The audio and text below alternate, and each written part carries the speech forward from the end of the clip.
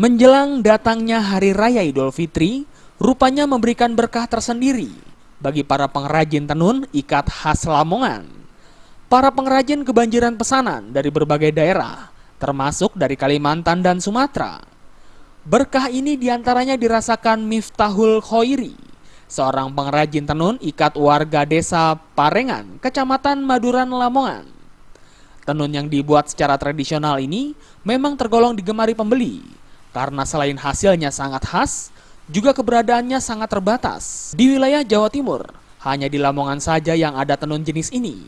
Konon hasil tenun ikat ini hanya diberikan pada tamu-tamu kerajaan yang berasal dari luar Kabupaten Lamongan sebagai cindera mata atau kenang-kenangan dari Tumenggung Surajaya, adipati yang pertama di Lamongan. Dan kini tenun ikat ini masih digemari berbagai kalangan, baik dari kelas petani hingga eksekutif yang berada di Lamongan sendiri maupun dari luar Jawa. Hasil karya warga Lamongan ini bisa digunakan untuk busana dan kain sarung. Selain dipakai langsung oleh pembeli, tenun ikat ini sebagian besar digunakan sebagai oleh-oleh bagi pemudik yang sudah lama meninggalkan Lamongan serta digunakan untuk cindera mata. Bahkan menurut Miftahul Khoiri, menjelang perayaan Idul Fitri, permintaan tenun ikat meningkat 100%. Di mana jika di hari biasa pesanan berkisar 1.800 potong, maka saat ini mencapai 2.500 potong.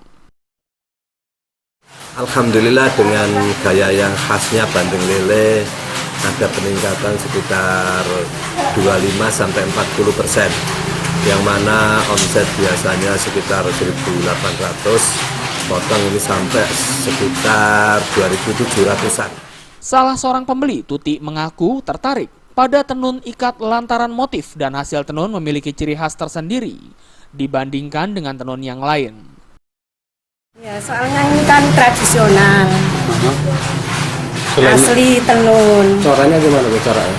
Caranya ini banyak warna-warnanya, kombinasinya banyak.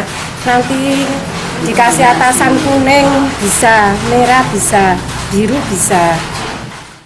Seperti diketahui sebelumnya, kerajinan tenun ikat khas Lamongan ini merupakan peninggalan nenek moyang yang kini masih dilestarikan oleh warga Parengan. Dari Lamongan, Jawa Timur, Muhammad Basoir melaporkan.